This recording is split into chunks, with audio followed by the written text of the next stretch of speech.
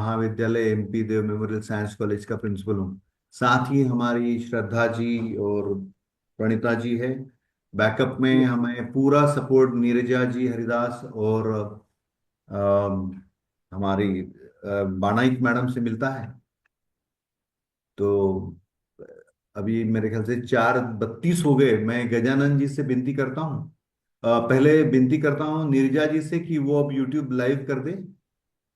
और अगर अनुमति हो, माननीय मराठी जी, आपको कुछ दो शब्द बोलना है तो, और वरना अनुमति है माननीय उपेंद्र जी की, तो हम सेशन शुरू कर सकते हैं। जी जी सर, हम सेशन प्रारंभ कर सकते हैं।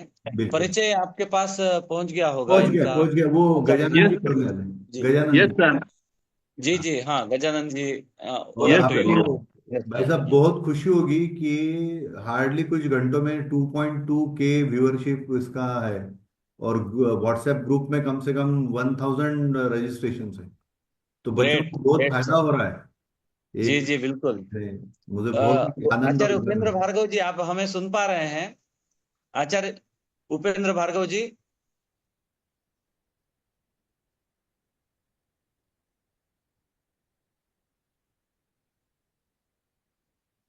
अच्छा, पेशवे सर, नमस्ते सर। राम राम। राम राम राम। शायद। सर नमस्ते सर। हाँ, नमस्ते गजानन।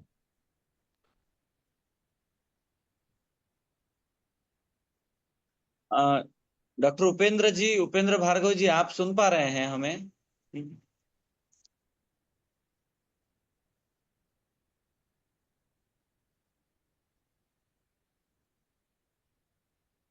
प्लीज अगर उनसे कोई फोन पे बात कर सकता है तो ठीक होगा। हाँ हाँ, मैं कर लेता हूँ सर। जी। जी सर।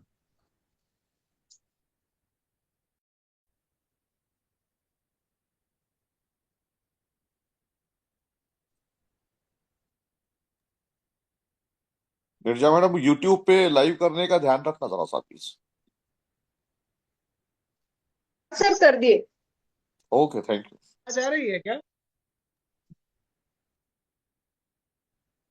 हेलो, क्या मुझे सुन पा रहे हैं? जी उपेंद्र जी, यस बहुत। Sir, yes sir. सर धन्यवाद, नमस्कार। यहाँ उपेंद्र जी, मैं आप का अभी अनुमति है तो शुरू करें।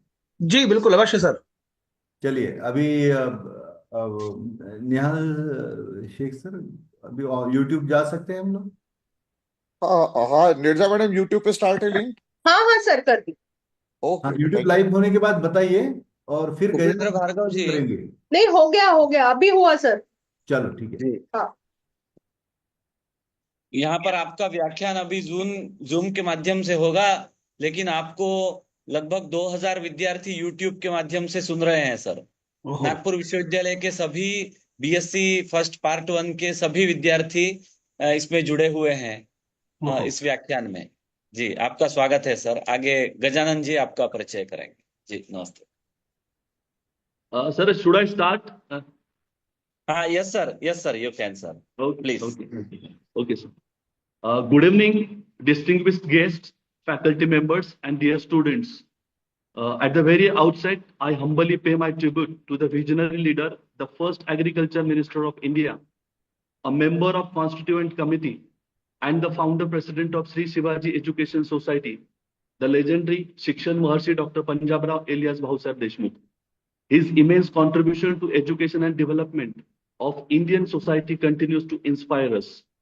On behalf of Sri Shivaji Education Society, Amravati Science College, Congress Nagar, Nagpur, I, Dr. Gajanan Jadhav, welcome you all the dignitaries, including the esteemed patron, the chief organizers, and all the IQAC coordinators from Dharampet Science College, J.M. Patel Arts College, Bhandara, M.K. Umathe College, Santaji College, and the College of Multidisciplinary Studies, Nagpur. Today, we all are gathered here for the lecture series on Indian astronomy under the category IKS, which is organized in association with Bharatiya Shikshan Mandal and the Department of Vedang Jyotishi Kavi Kulguru Kalidas Sanskrit University, Ramtek. It is a great privilege to be a part of day 3 of this enlightening event.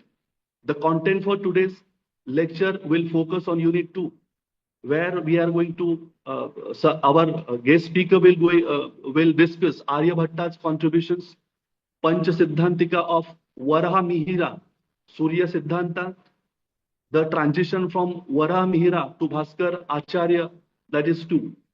So without further ado, I would like to introduce our esteemed guest speaker, Honorable Dr. Upendra Bhargav sir. Dr. Upendra Bhargav sir is an associate professor at Maharshi Panini Sanskrit University, Ujjain, and a renowned scholar in the fields of Sanskrit, Vedic studies, and ancient Indian sciences. Dr. Bhargav has been actively invited to speak at both international and national academic platforms. His remarkable contributions include the international seminar, which was held on November 2022. He was an invited speaker at the international seminar organized by Maharaja Vikramaditya Shodhpit and the Ministry of Culture, Government of Madhya Pradesh. He delivered a lecture titled Bhojavastu ke Alok mein Devalay Vidhan, Temple Architecture in the Light of Bhojavastu, and was honored with the certificate for his significant contribution. National seminar, which was held on July 23, Dr. Bhargav served as a keynote speaker at a national research seminar organized Maharshi Panini Sanskrit Evam Vedic Vishwavidyalaya, Ujjain, in collaboration with the Indian Council of Philosophical Research, New Delhi. He has also delivered a lecture, an impactful keynote lecture speech on yoga for health and happiness at Sri Kalaji Vedic University, Rajasthan, in an event organized under the auspices of the ICPR. Dr. Bhargav presented his thoughts on Guru Shishya Parampara at a national seminar organized by Maharshi Panini Sanskrit Evam Vedic Vishwavidyalaya and Triveni Kala Evam Puratatva Sangrahalaya, Ujjain.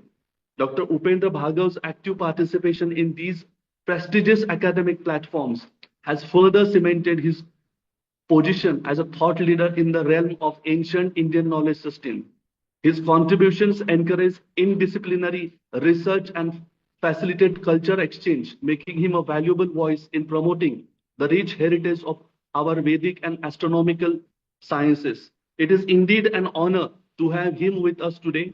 I request all of you to join me in welcoming Honorable Dr. Upendra Bhargav sir, as he takes us through the fascinating world of Indian astronomy. Sir, please, I welcome you. And with a huge round of applause, we welcome our today's guest speaker, Dr. Upendra Bhargav sir. Please, sir. नमस्कार. कल्याणानां निधये विधये सकलस्य कर्मजातस्य निधिपतये गणपतये चिन्तामणये नमस्कुर्मः. शारदा शारदां भोज वदना वदनाम्बुजे सर्वदा सर्वदास्माकं सन्निधिं सन्निधिं क्रियात्. भारत माता की जय. हमारे लिए एक ये सौभाग्य का विषय है आज कि आप सभी ने एक अच्छा अवसर ये प्रदान किया है. हम भारतीय ज्ञान परंपरा के विषय में चिंतन करने के लिए आज यहाँ एकत्रित हैं.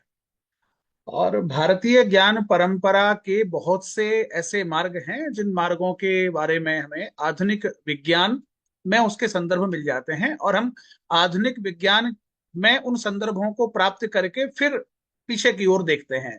उसे हम सिंहावलोकन कहते हैं. ऐसा कहते हैं कि सिंह आगे जब बढ़ता हुआ जाता है फिर वो पलट करके एक बार पीछे की ओर देखता है कि उसने कितना साम्राज्य अपना संरक्षित किया या कितनी यात्रा उसने पूर्ण की है. तो ये एक सिंहावलोकन की तरह है. इस सिंहावलोकन में हम आगे की यात्रा को निरंतर जारी रखते हैं और अपने पीछे हमने कितनी यात्रा पूर्ण की है उसको हम एक बार होमवर्क की तरह ध्यान में रखते हुए फिर आगे बढ़ते हैं. ये आवश्यक है समय के अनुसार आगे बढ़ने के लिए, समय के अनुसार स्वयं को आगे ले जाने के लिए और समय के अनुसार कुछ प्राप्त करने के लिए. इस दृष्टि से मैं 2-3 जो हमारे विद्वान आचार्य हुए हैं उनके बारे में चर्चा करूंगा, और आवश्यक बीच में आएगा तो मैं उसके लिए कुछ जो मैंने तैयार किया है मटेरियल, उसको आपके साथ में शेयर भी करूंगा ताकि आप उससे साक्षात लाभान्वित भी हो जाए। आज के इस कार्यक्रम की प्रारूप संरचना के लिए सभी विद्वज्जन, हमारे विद्वज्जन यहाँ विद्यमान हैं, आज आदरणीय प्राचार्यगण, प्रोफेसर्स और हमारे मित्र डॉक्टर मराठे जी और संचालक महोदय। आप सभी विद्यार्थी जिन तक मेरी बात पहुंच रही है और जो मुझे सुन पा रहे हैं, वे सभी विद्यार्थी एक नाम से बहुत अच्छी तरह से परिचित होंगे और वो नाम है आर्यभट्ट का। एक नाम बीच में आता है वराह मिहिर का और उसके बाद एक नाम है भास्कराचार्य। एक क्रम है कालखंड का, उस कालखंड के क्रम में ये तीन विद्वान भारत में उत्पन्न हुए हैं। तीनों विद्वानों की जो परंपरा है, वो तीनों विद्वानों की परंपरा ज्योतिष की परंपरा है, ऐसा हम मानते हैं। आधुनिक विज्ञान की दृष्टि से अगर हम उसे देखें तो ज्योतिष शब्द हमें थोड़ा परेशान करता है, क्योंकि वर्तमान के विद्वानों का ऐसा कुछ मानना है कि ज्योतिष शब्द जो है वो एक रूढ़िवाद को जन्म देता है। ज्योतिष का अभिप्राय है कि एक बहुत ही संक्षिप्त मानसिकता का प्रकटीकरण और कुछ ग्रहों के आधार पर, नक्षत्रों के आधार पर किसी चीज का अनुमान करना, ये विज्ञान नहीं। लेकिन अगर हम इसे भारतीय ज्ञान परंपरा की टर्मिनोलॉजी से, भारतीय ज्ञान परंपरा की शाब्दिक यात्रा से और भारतीय ज्ञान परंपरा की शब्दों की जो संरचना है उसके अनुसार अगर हम देखते हैं तो ज्योतिष शब्द का प्रयोग गणित के लिए ही किया गया है सभी जगह। ज्योतिष का अर्थ है गणित। अब वो ज्योतिष शब्द है तो उसके लिए उन्होंने कहा कि ज्योतिषी ग्रह नक्षत्राण्याधारी कृत्य प्रवर्तितम यच्छास्त्रम तन्नाम ज्योतिषम, ये उसकी परिभाषा है कि ज्योतिष किसे कहते हैं। तो अगर हम आधुनिक भाषा में ज्योतिष कहेंगे तो लोगों का कहना होगा वो जो कुंडली देखते हैं, फलादेश करते हैं, कुछ भी बताते हैं, किसी का फ्यूचर बोलते हैं, वो ज्योतिष, उसे हम ज्योतिष शास्त्र कहते हैं। लेकिन ज्योतिष शास्त्र की जो शाब्दिक यात्रा की टर्मिनोलॉजी है वो ये कहती है ज्योतिषी। ज्योतिषी का अर्थ होता है कि ऐसे पदार्थ, ऐसे बिंब, ऐसे कुछ बिंदु जो आसमान में देखने पर, रात्रि में सीधे आंख से देखने पर चमकते हुए दिखाई देते हैं, या दिन में जो अत्यंत प्रकाशमान सूर्य के रूप में दिखाई देता है, उन्हें देखने से उनसे संबंधित जो अन्य चीजें हैं कि जिनमें ज्यादा प्रकाश है वे ग्रह, और जिनमें प्रकाश दूर होने के कारण कम दिखाई देता है वे नक्षत्र, उनको आधार बना करके जिस शास्त्र की हमने रचना की है उस शास्त्र का नाम है ज्योतिष। तो उन्होंने कहा कि भाई ज्योतिषी ग्रह नक्षत्राणि आधारीकृत्य प्रवर्तितम यत् शास्त्रम तन्नाम ज्योतिषम, कि ज्योतिषी यानी जिनमें चमक है, लाइट है, जो लाइटनिंग में दिखाई देते हैं, ग्रह नक्षत्राणि, ग्रह भी हैं और नक्षत्र भी हैं। अब आप कहेंगे कि ग्रह क्या है और नक्षत्र क्या है, तो इसका एक सामान्य सा उन्होंने अंतर भी कहा है कि गृह्णाति इति ग्रह, ग्रह की परिभाषा है कि जो ग्रहण करता है, ग्रहण करता से अभिप्राय है कि जो कंटिन्यू एक, और उसको उसने अपने पास एडॉप्ट किया, इसके बाद वो नेक्स्ट की ओर बढ़ गया, उसे उसने अपने पास एडॉप्ट किया, फिर वो नेक्स्ट की ओर बढ़ गया, फिर उसे उसने अपने पास एडॉप्ट किया और वो नेक्स्ट की ओर बढ़ गया। तो जो कंटिन्यू एक के बाद एक, एक के बाद एक, एक के बाद एक, एक के बाद एक का ग्रहण कर रहा है, ग्रहण करना यानी कि लेना, प्राप्त करना, तो जो कंटिन्यूएशन में ग्रहण करता है, एक के बाद एक को ग्रहण कर रहा है, बढ़ रहा है, बढ़ते हुए दिखाई दे रहा है, जिसकी गति का हम कैलकुलेशन कर पा रहे हैं, जिसकी गति की हम काउंटिंग कर पा रहे हैं, बोले वो होता है ग्रह। गृह्णाति इति ग्रह। तो जो ग्रहण कर सकता हो वो ग्रह है, उसके नाम में ही उसका विज्ञान छुपा हुआ है। तो जैसे उन्होंने कहा ग्रह, तो गृह्णाति इति ग्रह यानी कि वो ग्रहण करता है और फिर आगे बढ़ जाता है, फिर वो एक टारगेट को पूरा करता है, फिर आगे बढ़ जाता है। जैसा कि हम देखते हैं राशियों में उसका कंटिन्यूएशन में एक भ्रमण होता है, तो वो अंशात्मक गति से भ्रमण करते हुए फिर आगे बढ़ जाए, तो इसलिए उसे हम ग्रह कहते हैं। और नक्षत्र क्या है? तो कहते हैं न क्षरति इति नक्षत्रम। क्षरण होना, क्षरण होना मतलब अपनी स्थान से, जिस स्थान पर वो विद्यमान है वहां से आगे बढ़ जाना, वहां से दूसरी जगह चले जाना, वहां से किसी न किसी प्रकार की मूवमेंट होना, उसे हम क्षरण कहते हैं। क्षरण हो जाना कि वो गिर गया, आगे बढ़ गया, निकल गया, वो क्षरण है, फिसल गया, वो क्षरण है। और जब क्षरण नहीं हो रहा हो, तो क्षरण नहीं होने की स्थिति को हम कहते हैं न क्षरति इति नक्षत्रम, कि उसमें क्षरण नहीं होता है, वो नक्षत्र है। तो ग्रह और नक्षत्र दोनों की शाब्दिक परिभाषा स्पष्ट है कि जिसमें गति है वो ग्रह है, और जिसमें गति या स्पीड या किसी भी प्रकार की कोई मूवमेंट दिखाई नहीं देती है, जो लाखों लाखों वर्षों से एक ही स्थान पर चिपके हुए से दिखाई देते हैं, उन्हें हम नक्षत्र कहते हैं। ये उसके शब्द से ही हमें पता चलता है कि जो गतिमान है, आज हमने देखा कि वो एक नक्षत्र के साथ उसका उदय है, एक बिंदु के साथ उसका उदय है, और दूसरे दिन उसका उदय ग्रह का दूसरे बिंदु के साथ हो रहा है। अर्थात वो कुछ बिंदु हैं जो निर्धारित स्थान पर ही हैं, और ये जो ग्रह है ये उस बिंदु के स्थान से आगे बढ़ रहा है, तो इसमें गति होने के कारण ये ग्रह है, और दूसरे में गति नहीं होने के कारण वो अग्रह है या नक्षत्र उसे कहा गया। वो अपने स्थान से आगे नहीं बढ़ता, च्युत नहीं होता, उसमें कोई स्पीड नहीं है, ऐसा है, किंतु वो बहुत सूक्ष्म और करोड़ों वर्षों में दिखाई देती है, इसलिए उसका बहुत महत्व नहीं देते हुए उन्होंने उसे नक्षत्र शब्द से प्रयुक्त किया है। फिर इसके उपरांत बात आती है राशि। तो राशि क्या है? तो कहते हैं जैसा कि शब्द से पता लग रहा है, राशि मतलब बहुत सारी चीजों को एक स्थान पर इकट्ठा करके रख देना। हम कहते हैं ना कि हमारे पास एक बहुत बड़ी किसी वस्तुओं की एक राशि हमने इकट्ठी की है, या धन की भी हमने राशि इकट्ठी की है। 1 रुपए को हम राशि नहीं बोलते हैं, रुपए का एक बहुत सारा संग्रह, तो वो 100 रुपए, 50 रुपए, 1000 रुपए, लाख रुपए, वो हमारे पास राशि है, तो हम कहते हैं धन राशि। तो एक से अधिक संख्या में एकत्रीकरण होना किसी चीज का, वह राशि। राशि का अर्थ वहां पर कोई व्यक्तिगत रूप से कोई आकृतियां ऐसी बनी हुई है, वह भी नहीं है। वहां कुछ नक्षत्रों के मंडल हैं, वे नक्षत्र वहां बैठे हुए हैं, उन नक्षत्रों की आकृतियों को परस्पर एक दूसरे से मिलाने पर वो कल्पना की गई कि ये भेड़ के जैसी दिख रही है, तो भेड़ का आकार बन जाने के कारण नक्षत्रों को, एक नक्षत्र को दूसरे नक्षत्र से मिलाने पर वो भेड़ का आकार दिखा, इसलिए उसका नाम मेष। बैल का आकार दिखाई दिया तो उसका नाम वृषभ।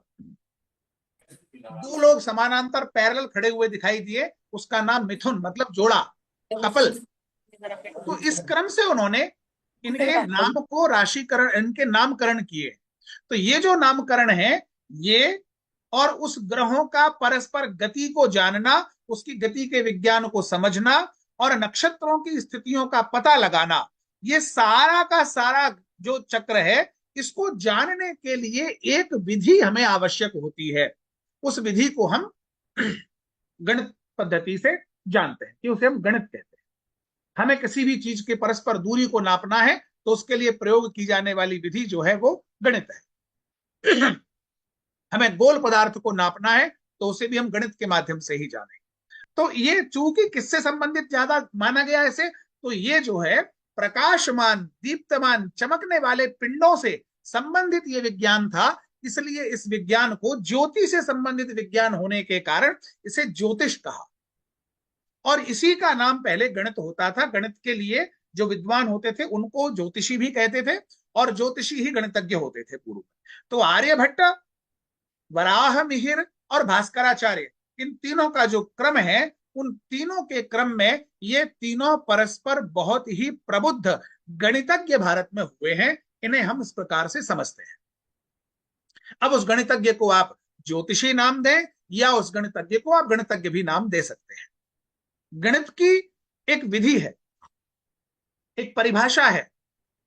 हम सभी गणित को जो है इस प्रकार से समझते हैं कि गणित एक विधा है, एक विज्ञान है जिस विज्ञान के माध्यम से हम अपनी आवश्यकताओं की पूर्ति से संबंधित वस्तुओं को प्राप्त करते हैं और उनका उपभोग करते हैं। लेकिन ये कहते हैं, ज्योतिष शास्त्र कहता है कि गणित जो है वो इससे भी कहीं आगे है। वो क्या है? तो कहते हैं वो गणित जो है वो ब्रह्म है। गणित वह है जो ईश्वर की ओर लेकर के जाता है। जैसा कि महान गणितज्ञ रामानुजन कहा करते थे कि मेरे लिए ऐसा गणित किसी भी काम का नहीं है जो मुझे ईश्वर की ओर न लेकर के जाता हो। क्या गणित के माध्यम से भी ईश्वर को प्राप्त किया जा सकता है? तो हमारे गणितज्ञ तो कहते ही हैं कि जो गणित है वो वस्तुतः ईश्वर की भाषा है। तो ईश्वर की भाषा होने के कारण उस भाषा को अनेक प्रकार से समझा जा सकता है। उसे समझने की अनेक विधियों का विकास हमारे गणितज्ञों ने किया, जिनमें आर्यभट्ट का नाम बहुत ही श्रद्धा के साथ, आदर के साथ में लिया जाता है। आर्यभट्ट ऐसे विद्वान हुए हैं जिन्हें हम सबसे पहला एल्गोरिदम का जनक कह सकते हैं। उन्होंने गणित की ऐसी भाषा का विकास किया है कि वो गणित की भाषा संक्षिप्त न होकर के अति संक्षिप्त है, और उस अति संक्षिप्त भाषा के माध्यम से हम गणितीय समाधानों को प्राप्त कर ले जाते हैं। इसलिए वो उस समय की तात्कालिक जो अंतरिक्ष की भाषा, खगोल की भाषा, विज्ञान की भाषा है, उस भाषा को संक्षिप्त करके सूत्र रूप में, एल्गोरिदम के रूप में हमारे समक्ष सबसे पहले प्रस्तुत यदि किसी ने किया तो वो आर्यभट्ट ही है। एक मिथक उनके साथ जुड़ गया है। ये मिथक कैसे आया, इस पर चिंता करने की आवश्यकता है, चिंतन की भी आवश्यकता है। वो मिथक यह जुड़ गया आर्यभट्ट के साथ कि आर्यभट्ट शून्य के जनक है। ऐसा कहा जाता है कि शून्य का आविष्कार आर्यभट्ट ने किया। इसे मैं मिथक इसलिए कह रहा हूं क्योंकि यह वस्तुतः तथ्य सत्य नहीं है। यह सत्य इसलिए नहीं है क्योंकि आर्यभट्ट ने शून्य का प्रयोग करके एल्गोरिदम बनाई है, यह सत्य है।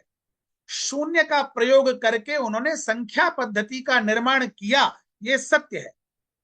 शून्य को विशेष पद्धतियों से उन्होंने प्रयोग करते हुए एक पूरी की पूरी श्रृंखला का निर्माण किया, यह सत्य है। किंतु शून्य की स्थिति, शून्य की सत्ता, शून्य का विद्यमान होना आर्यभट्ट के कई हजारों वर्ष पूर्व से है। ऐसा इसलिए क्योंकि वेदों के मंत्रों में हमें पर्याप्त रूप से शून्य का उल्लेख प्राप्त होता है। शून्य को केवल शून्य नहीं कहा जाता है, शून्य का एक शाब्दिक नाम है खम, उसका दूसरा अर्थ है आकाशम, तीसरा अर्थ है नभः। तो इन सभी जो शब्द हैं, इन शब्दों का अभिप्राय जो हमें प्राप्त होता है वह अभिप्राय है शून्य, जीरो, सिफर। हम किसी भी भाषा में उसका प्रयोग कर सकते हैं। तो यह जो शून्य है यह वस्तुतः आर्यभट्ट के पूर्व की स्थिति से विद्यमान होता हुआ दिखाई देता है। आर्यभट्ट ने उस शून्य का प्रयोग करके जिस पद्धति का निर्माण किया, जिस श्रृंखला पद्धति का निर्माण किया, उसे हम कटपयादि संज्ञा के नाम से जानते हैं। उन्होंने संख्याओं को इतने संक्षिप्त रूप से लिखा कि उसका संक्षिप्त रूप से लिखना अत्यंत कौतुक को जन्म देता है। उनके पूर्व इस प्रकार का लेखन कोई भी अन्य विद्वान नहीं कर सका था। लेकिन वस्तुओं को, चीजों को बहुत ही शून्य रूप से समझना, सूक्ष्म रूप से समझना, इसका कौशल का विकास आर्यभट्ट ने किया है। वे मूल रूप से कुसुमपुर में जन्मे थे और 23 वर्ष की अवस्था में, लगभग हमारा आज का युवा यदि कोई स्नातकोत्तर की उपाधि प्राप्त करता है बिना किसी ब्रेक के, तो लगभग 22 और 23 वर्ष की आयु में वो स्नातकोत्तर की उपाधि को प्राप्त करता है, पोस्ट ग्रेजुएट डिग्री प्राप्त करता है। तो जिस समय में हमारा आज का युवा वर्ग स्नातकोत्तर उपाधि प्राप्त करता है, उस एज ग्रुप में आर्यभट्ट ने आर्यभट्टियम नाम का ग्रंथ लिख दिया था। जिस समय उन्होंने ये ग्रंथ लिखा था उस समय उन्होंने उसका उल्लेख भी किया है कि ग्रंथ को लिखते समय मेरी आयु 23 वर्ष की है, ये उन्होंने उल्लेख भी किया है उसमें ग्रंथ। और गणित के ऐसे विशिष्ट सूत्रों के साथ साथ में जो हम आज का आधुनिक संख्यात्मक गणित जो हम कहते हैं या रेखा गणित जो हम कहते हैं, जिसे हम आज के समय में अध्ययन करते हैं, उस गणित के विशिष्ट सूत्रों का प्रतिपादन आर्यभट्ट ने अपने समय में किया। इसी श्रृंखला को आगे बढ़ाते हुए, इसी धारा को आगे बढ़ाते हुए आचार्य वराहमिहिर, जिनका जन्म स्थान मूल रूप से उज्जैन ही है, उज्जैन के पास में 30 किलोमीटर पर कायथा नाम का गांव है। उस गांव का प्राचीन नाम कापित्थक इस प्रकार से रखा गया था। और उस कापित्थक गांव में जन्म लेने वाले वराह मिहिर हुए, उन वराह मिहिर का भी श्रम ज्योतिष शास्त्र में अत्यंत प्रशंसनीय रहा है। आचार्य वराह मिहिर का जो श्रम है, उनका एक प्रसिद्ध ग्रंथ है पंच सिद्धांतिका, जो उन्होंने सिद्धांत अर्थात एस्ट्रोनॉमी के आधार पर लिखा। आर्यभट्ट का आर्यभट्टियम भी एस्ट्रोनॉमी का ही ग्रंथ है। एस्ट्रोनॉमी का पहले 4-5 प्रकार से जो है वो स्वरूप देखा जाता था। हमारे यहाँ पर उसकी एक परिभाषा दी जाती है कि ये जो ज्योतिष शास्त्र है ये क्या करता है, इसका करने का तरीका क्या है, इसकी पद्धति क्या है, इसका प्रतिपाद्य विषय क्या है, इसका विस्तार क्षेत्र कितना है। जैसा कि हम आधुनिक विषयों के बारे में पढ़ते भी हैं, तो हमारे यहाँ शास्त्र में कहा गया कि अगर आप ये जानना चाहते हैं कि सिद्धांत किसे कहते हैं, यानी कि एस्ट्रोनॉमी किसे कहा गया है, या जो ज्योतिष शास्त्र है, ज्योतिष शास्त्र 3 शाखाओं में बटा हुआ है।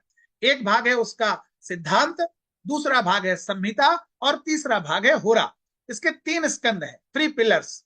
उन 3 पिलर्स में पहला जो स्कंद है वो सिद्धांत है।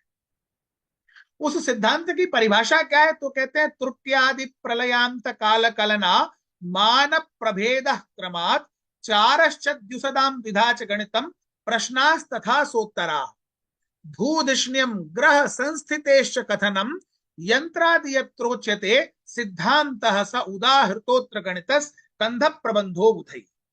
ये उसकी पूरी एक उन्होंने परिसीमा बनाई हुई, एक पैरामीटर उसके लिए क्रिएट किया हुआ है कि इसकी सीमा कितनी होगी। तो वे कहते हैं सभी पर लागू होता है। ये आर्यभट्ट से लेकर के वराह मिहिर, भास्कराचार्य, या उनके पूर्ववर्ती ब्रह्मगुप्त आदि जो हुए हैं, या उसके पूर्ववर्ती पंचसौर जो हमारे सिद्धांत प्रचलित थे, उन सभी के सभी सिद्धांतों में भी, पंच सिद्धांत जिसे हम कहते हैं, उनमें भी ये सारे के सारे नियम लागू होते हैं। और उन सबके पूर्ववर्ती यदि हम लें तो आचार्य लगध ने भी इनको अपने लेखन में, अपने कार्य में, अपने अनुसंधान में इसका अनुगमन किया, और उसी के आधार पर उन्होंने सभी ग्रह नक्षत्रों की खोज की है और इस ब्रह्मांड की सीमाओं का जो सीमांकन भी किया है। वे लिखते हैं कि त्रुट्यादि प्रलयांत काल कलना, काल के कैलकुलेशन करने की जो एक अवधि है, उस अवधि की एक सूक्ष्म इकाई है, इकाई मतलब यूनिट, वो इकाई है, उस इकाई का नाम है त्रुटि। त्रुटि क्या है, तो कहते हैं कि त्रुट्या, ये जो त्रुटि है ये वस्तुतः सूच्या भिन्ने पद्मपत्रे त्रुटिरित्यभिधीयते। हम जो पलक झपकते हैं, इस पलक झपकने का लगभग 24,000वां भाग वो त्रुटि कहलाता है।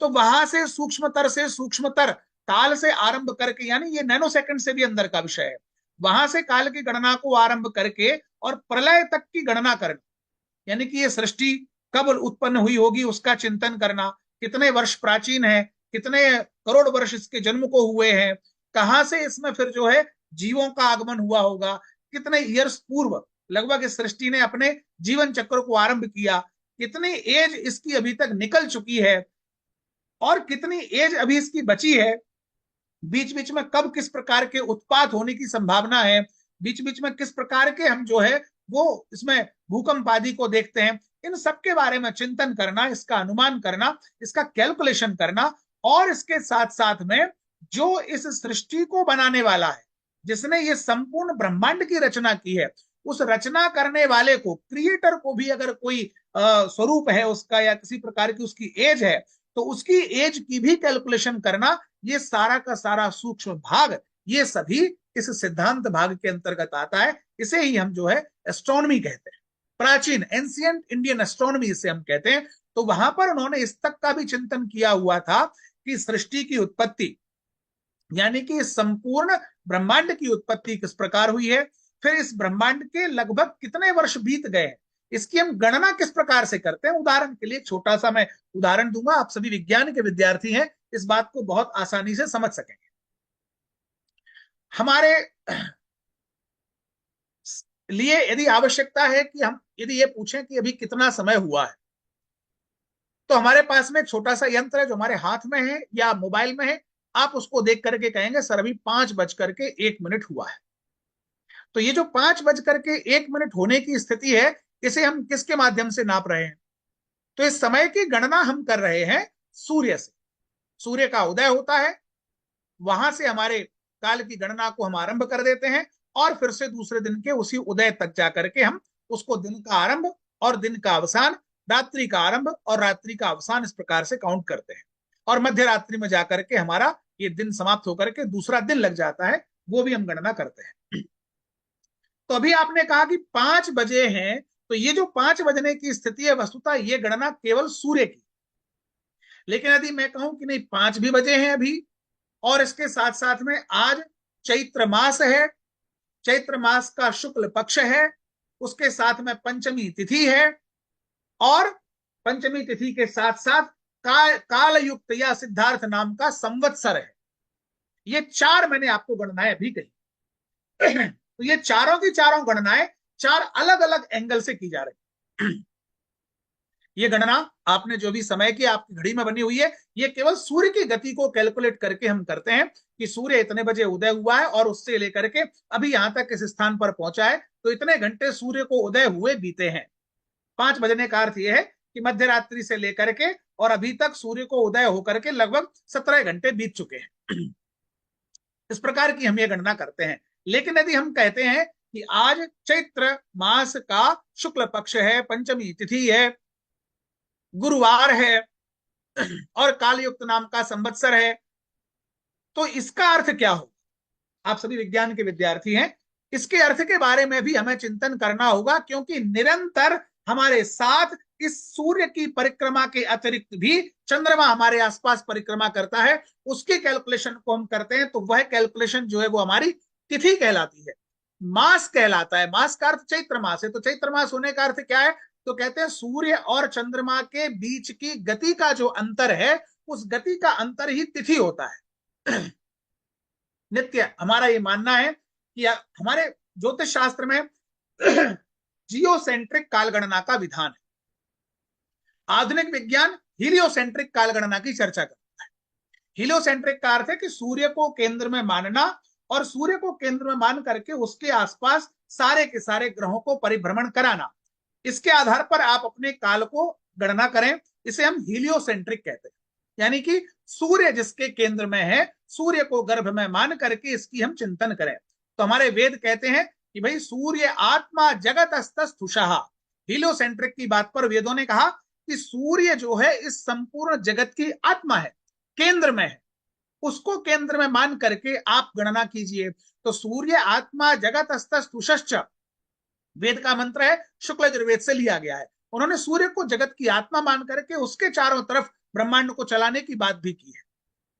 लेकिन मनुष्य ने जितनी भी गणनाएं की, जो भी कुछ ग्रह नक्षत्र आदि को देखा, तो स्वाभाविक है कि वो प्रत्येक वस्तु को जो उसे अपने आसपास दिखाई देती है अंतरिक्ष में, वो अपने स्वयं के सापेक्ष देखता है। तो स्वयं के सापेक्ष देखने से क्या होगा कि जिस स्थान पर वो व्यक्ति है, उस स्थान पर खड़ा होकर के यदि उसने सूर्य को देखा है, तो सूर्य की गणना उसने अपने स्वयं के सापेक्ष की। तो चूंकि उसकी स्थिति भूमि पर है, इसलिए उसकी वो गणना भू सापेक्ष गणना होगी, उसे हम जियोसेंट्रिक कहते हैं। इसी प्रकार से उसने चंद्रमा को भी देखा, बृहस्पति को भी देखा, और अन्य ग्रहों को भी वो जिस स्थान पर है वहां खड़े होकर के देखता है। तो उस प्रत्येक ग्रह की गणना उस स्थान सापेक्ष होती है, अपने स्थान के परिप्रेक्ष्य में वो उसको देखता है और उसकी गणनाओं को लिखता है। तो जो ज्योतिष शास्त्र की गणनाएं हैं वे दोनों प्रकार की मिलती हैं, वो जियोसेंट्रिक भी है और वो हीलियोसेंट्रिक। ज्यादातर जियोसेंट्रिक है। वो जियोसेंट्रिक इसीलिए, जैसा कि मैंने कहा, कि हम जिस स्थान पर हैं वहां से उसे देखना हमें आसान होगा। और यदि हम हीलियोसेंट्रिक करते हैं तो पहले हमें स्वयं को वहां उस स्थान पर लेकर के जाना, वहां पर किसी एक स्थान को केंद्र मान करके और फिर उसके आसपास संपूर्ण ब्रह्मांड का भ्रमण कराना, फिर वहां से गणनाओं को निकालना, ये इसकी तुलना में थोड़ा अधिक कार्य लगने वाला, समय सापेक्ष है। इसलिए उसको हमने भूमि पर बैठ करके उसका चिंतन करके और संपूर्ण काल की गणनाओं को ज्ञात किया है। तो उन्होंने कहा कि भाई आप केवल तिथि यदि मानते हैं तो कहते हैं कि सूर्य नित्य प्रतिदिन लगभग 1 अंश की गति से चलता है। अब यदि आप इसको सूर्य पर बैठ करके गणना करेंगे तो वो 1 अंश प्रतिदिन की जो गति है वो गति डाइवर्ट हो जाएगी पृथ्वी में। तो जो यहां बैठ करके आपको गति दिखाई देती है कि सूर्य की गति, सूर्य सुबह उगता है शाम को डूब जाता है, सुबह उगता है शाम को डूब जाता है, ये गति आपने जो है नित्य मान ली कि 1 अंश 1 डिग्री लगभग सूर्य प्रतिदिन चलता है, तो वो सूर्य की 1 अंश की गति है। अब दूसरी गति किसकी? तो चंद्रमा की गति। तो चंद्रमा लगभग प्रतिदिन 13 अंश 13 डिग्री की गति करता है। तो 13 डिग्री की गति चंद्रमा की और 1 अंश की गति सूर्य की। अगर हम चंद्रमा की गति में से सूर्य की अंशात्मक गति को घटा देते हैं, यानी कि 13 अंश में से 1 अंश को हम कम करते हैं, तो शेष बचता है 12 अंश डिग्री। अगर मैंने आज कहा या चैत्र शुक्ल प्रतिपदा है, गुड़ी पड़वा है, आमच्या त्योहार है, तो उसका अर्थ क्या हुआ? तो उसका अर्थ यह हुआ कि यह जो वस्तुतः सूर्य और चंद्रमा है, इन दोनों के बीच का डिस्टेंस, दोनों के बीच का डिफरेंस आज 12 डिग्री का है, कि आज ये दोनों 12 अंश के अंशात्मक अंतर पर दोनों हैं। ये चैत्र शुक्ल प्रतिपदा का अर्थ हुआ। प्रत्येक मास की प्रतिपदा का, शुक्ल प्रतिपदा का भी यही अर्थ होता है कि सूर्य और चंद्रमा के बीच का डिस्टेंस जो है वो बढ़ करके 12 अंश हुआ, जो कि 0 था अमावस्या। तो अमावस्या से बढ़कर के वो जब 1 पर आ गया है, तो उसका अर्थ यह हुआ कि दोनों के बीच का डिस्टेंस 12 अंश हुआ, और यही जो 12 अंश का डिस्टेंस है, यही हमारे लिए शुक्ल पक्ष की प्रतिपदा तिथि होती है। अब ये जो डिस्टेंस है, ये क्रमशः इसी के गुणांक में प्रतिदिन बढ़ती जाती है। जो सूर्य की गति है वो 1 के आगे 2 होगा, 3 होगा, 4 होगा, और चंद्रमा की गति है वो 13 के गुणांक से बढ़ेगी। आज 13 है, दूसरे दिन 26 होगी, तीसरे दिन 39 होगी, और प्रतिदिन उसमें उसका मान दूसरे का घटता हुआ चला जाएगा। सूर्य आज 1 घटा, कल 2 घटा, परसों 3 घटा, 4 घटा। इस क्रम से उसकी वृद्धि जो हो रही है, डिस्टेंस की, तो डिफरेंस की वृद्धि है वो 12 के गुणांक में हो रही है, कि 12, 24, 36, 42, इस क्रम से जो है वो उसकी वृद्धि होती हुई चली जाती है। तो उस वृद्धि को हम जो है तिथि मान करके चलते हैं। तो उसकी परिभाषा सुंदर सी वहां पर ज्योतिष शास्त्र में दी, भारतीय ज्ञान परंपरा में, कि रविचंद्रयोः गत्यंतरम तिथि ही। ये जो से तुम तिथि तिथि करते हो कि तुम्हारा मन आया कि भाई आज पड़वा है, दूज आहे, तीज आहे आणि चौथ आहे, और असा तुम्ही करते, हे काय सगळं तुमचं नाटक आहे। तो ये सब नाटक नहीं, ये सब हमारा विज्ञान है। ये प्रतिदिन हम सूर्य और चंद्रमा के डिस्टेंस को कैलकुलेट कर रहे हैं, वो डिस्टेंस की कैलकुलेशन ही हमारी तिथि है। तो जो प्रतिपदा द्वितीया तृतीया का अंतर हम बढ़ते हुए देखते हैं, वो अंतर बढ़कर के जब 180 डिग्री पहुंचता है, तो क्या स्थिति बनती है? 180 में सूर्य और चंद्रमा ठीक दोनों एक दूसरे के सामने होते हैं, और चंद्रमा चमकता हुआ हमें ऊपर आकाश में दिखाई देता है, क्योंकि उसके ठीक सामने नीचे की ओर कहीं पर सूर्य है, और वो अपनी फुल लाइट चंद्रमा के ऊपर फोकस करता है, और उसे हम फुल मून या सुपर मून या इस तरह का जो भी हमारे लिए मन करता है, हम अलग अलग नाम देते हैं। कुछ कवियों ने अलग अलग नाम दिए हैं, तो उन्होंने, किसी ने उसको जो है अपने श्रृंगार के साथ जोड़ दिया है, तो किसी का नाम उसी के आधार पर चंद्रमुखी पड़ गया, तो उसकी सुंदरता के कारण उसका जो उसकी जो कांति है, उसका जो तेज है, उस तेज को उससे हमें समझना चाहिए कि वस्तुतः इन्होंने उस तेज की कल्पना की है, और तेज के कारण उसका नाम उन्होंने चंद्रमुखी इस प्रकार से दे दिया है। तो वहां चंद्रमुखी का अर्थ अगर चंद्रमा के समान मुख होना नहीं है, चंद्रमा की कांति से समान चमकीला मुख है जिसका, ऐसा वो चंद्रमुख, ऐसा समझना चाहिए। तो उसके साथ फिर श्रृंगार आदि हैं, और भी तमाम चीजें, हमारे धर्मशास्त्र हैं, कर्मकांड आदि हैं, हमारे और भी कई प्रकार की जो दिनचर्या है, वो सब उसके साथ में शुरू हो जाती हैं, प्रभावित होती हैं। तो उसके साथ समुद्र का जो है चढ़ना बढ़ना, ये सब कुछ जो है वो सूर्य और चंद्रमा की उस रिलेशन के कारण जो है चढ़ता और उतरता हुआ सा दिखाई देता है। फिर इसके तमाम प्रकार के अन्य अन्य एनालिसिस जुड़ जाते हैं, और वहां से वो हमारी सारी की सारी विज्ञान की परंपरा, वो जैसे हम ज्योतिष या फलादेश या क्या बोलते हैं, जो सब नाम दे देते हैं, वो फिर उस तरफ डाइवर्ट हो जाते हैं। लेकिन उसके मूल में विज्ञान की परंपरा है। जिस विज्ञान की परंपरा का उल्लेख आर्यभट्ट करते हैं, उसी विज्ञान की परंपरा का उल्लेख वराहमिहिर करते हैं, उसी विज्ञान की परंपरा का इन सभी का उल्लेख, इन सभी की गणनाओं का प्रकटीकरण भास्कराचार्य करते हैं, अपने पूर्ववर्ती दोनों आचार्यों का नाम स्मरण करते हुए। तो ये हुआ दूसरा टाइम का कैलकुलेशन कि हमने कहा तिथि, और यही तिथियां जब बढ़ते हुए 180 अंश के अंतर पर हुआ तो पूर्णिमा तिथि हुई, और उसके आगे जैसे ही सूर्य और चंद्रमा अपनी गति में अपने क्रम से आगे बढ़ते हैं, उनका जो डिस्टेंस है वो बढ़कर के लगभग 192 के आसपास पहुंचता है, और वो डिस्टेंस जो है वो वहां पर कृष्ण पक्ष की प्रतिपदा तिथि वहां से आरंभ हो जाएगी। तो कृष्ण पक्ष की प्रतिपदा तिथि से वो चंद्रमा का प्रकाश घटना शुरू होता है, और सूर्य और चंद्रमा जिस दिन एक राशि, एक अंश, एक कला, एक विकला पर पहुंचते हैं, 0 पर होते हैं, उस अवस्था को हम कहते हैं अमावस्या।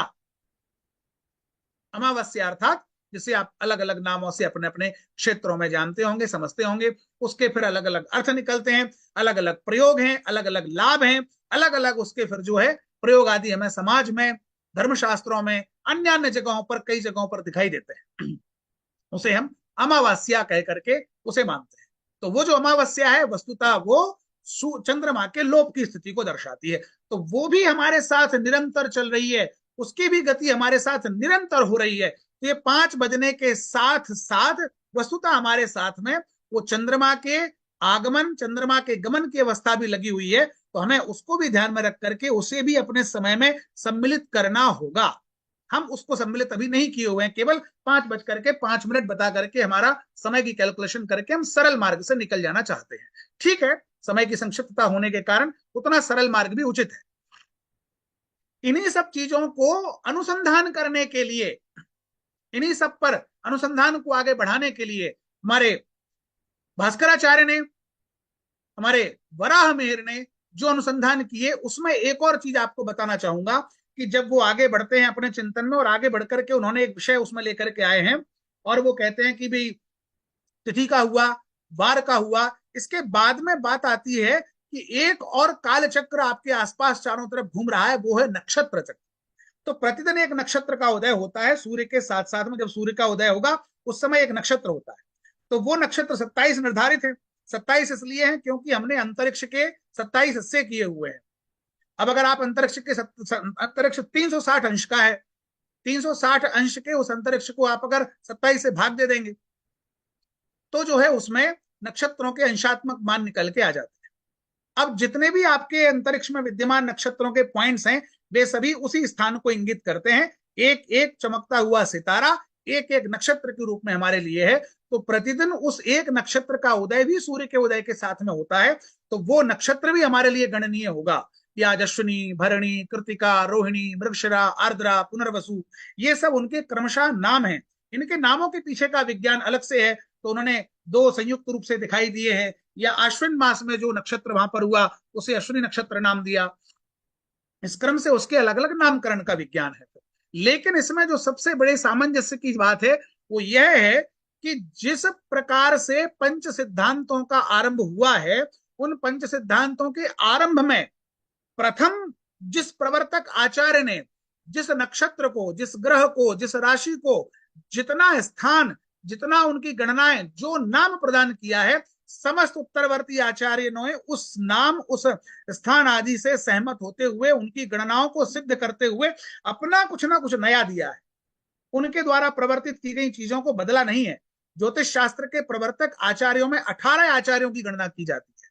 उन 18 आचार्यों में प्रवर्तक मतलब originator of the astronomy, of the astrology, there have 18 scholars, 18 विद्वानों के नाम हैं। लेकिन उन 18 विद्वानों में आर्यभट्ट नहीं है, वराह मिहिर नहीं है, भास्कराचार्य नहीं है। ये जानकर के आपको आश्चर्य होगा कि वस्तुतः जो चीफ ओरिजिनेटर्स हैं, जिन्होंने ज्योतिष शास्त्र को बनाया है, गढ़ा है, ज्योतिष की बारीकियों को समझा है, उसका जिन्होंने अनुसंधान किया है, वो लोग वस्तुतः उसमें नहीं है। क्षमा करें, वो लोग उसमें नहीं है। उनका जो है वो पृथक है। बनाने वालों की जो एक टीम है, जो एक दल है, वो ऋषि है। वो ऋषियों का एक जो स्वरूप है वो इतर है। तो उनमें सूर्य, पितामहो, व्यासो, वशिष्ठोत्तरी, पराशर, सूर्य के साथ वो परंपरा आरंभ होती है कि पहले जो आचार्य है वो सूर्य है, क्योंकि सूर्य की गणना से ही हमारी सारी की सारी गणना शुरू होती है। तो सूर्य को केंद्र मान करके, सूर्य को आधार मान करके, यानी हीलियोसेंट्रिक जो हमारी परंपरा है उसे हम सूर्य सिद्धांत कहते हैं, सौर परंपरा कहते हैं। फिर इसके बाद पितामह की परंपराएं, व्यास हैं, वशिष्ठ हैं, अत्रि हैं, नारद हैं, मरीचि हैं, गर्ग हैं। हाँ, गर्ग की जो परंपरा है, इससे वर्तमान में हम ग्रेगोरियन परंपराओं की चर्चा करते हैं, तो उसमें भी उनके बहुत सारे सिद्धांत में यथावत दिखाई देते हैं। विशेष तौर पर लिथुआनियन देशों में उनका जो वर्तमान का पंचांग बनता है या जो उनकी काल की कैलकुलेशन है, वो भारतीय गणना पद्धतियों से बहुत मिलती जुलती सी दिखाई देती है। तो इससे हमें यह भी पता लगता है कि ये जो पंचांगों की परंपरा है, काल गणना की परंपरा है, ये केवल भारतीय महाद्वीप तक सीमित नहीं है।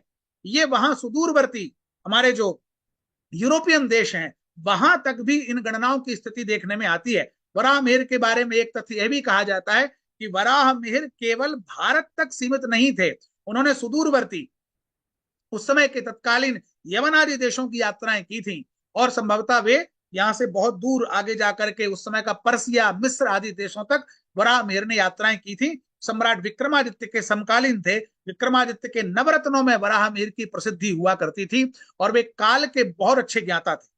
वे ज्योतिष शास्त्र की तीनों परंपराओं के बहुत अच्छे ज्ञाता थे। उन्होंने अंतरिक्ष विज्ञान को जानने के लिए अपने ग्रंथ पंच सिद्धांतिका नाम से उसका जो है प्रणयन किया था, लेखन किया था, जिसमें पांचों सिद्धांतों को स्थान देते हुए हम किस प्रकार से तत्कालीन स्थिति में हमारी जो ज्योतिष की परंपरा है सूर्य सिद्धांत की, वो सृष्टि के ओरिजिन से लेकर के आज तक की काल गणना करती है।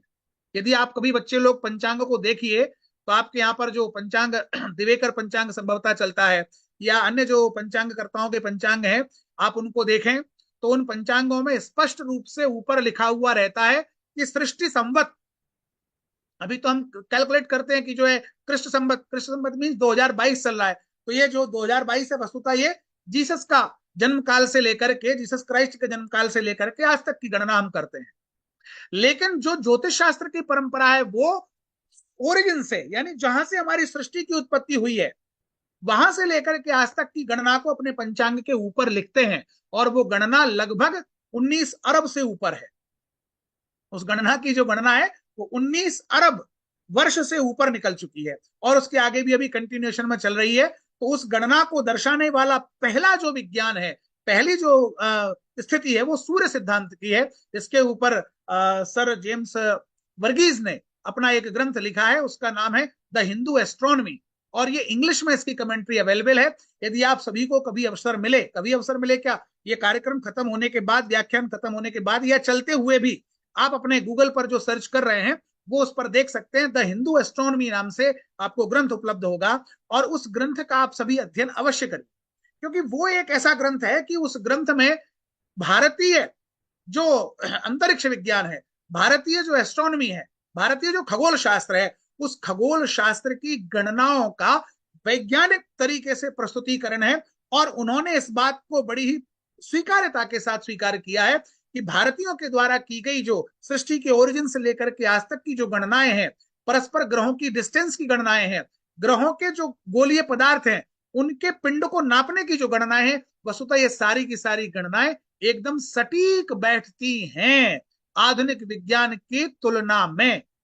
कब की गणनाएं हैं ये? जो आज से कई हजारों लाखों वर्ष पूर्व। तो उन गणनाओं को उस समय किस आधार पर उन्होंने किया होगा, समीकरणों से किस प्रकार से उन्होंने उसको बैठाया है, कैसे उन्होंने गणितीय सूत्र बनाए होंगे, उन सभी गणितीय सूत्रों को ध्यान में रख करके आपको अपने इस अध्ययन में इसको सम्मिलित करना होगा।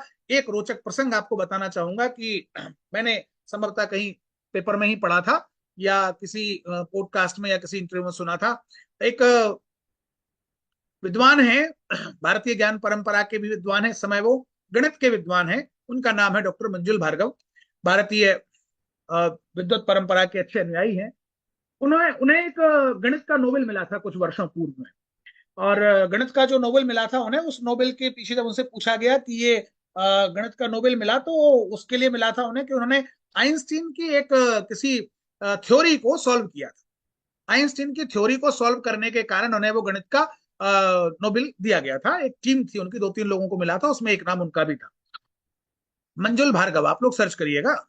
उनसे जब पूछा गया कि आपने थ्योरी कैसे सॉल्व की, ये तो आइंस्टीन की थ्योरी है, अनेक वर्षों से लोग इस पर काम कर रहे थे, नहीं कर पा रहे थे, आपने इसको कैसे सॉल्व किया? तो मैं प्रणाम करना चाहूंगा उनकी स्वीकार्यता को कि उन्होंने ये स्पष्ट कहा कि मैं इस थ्योरी पर काफी समय से काम कर रहा था।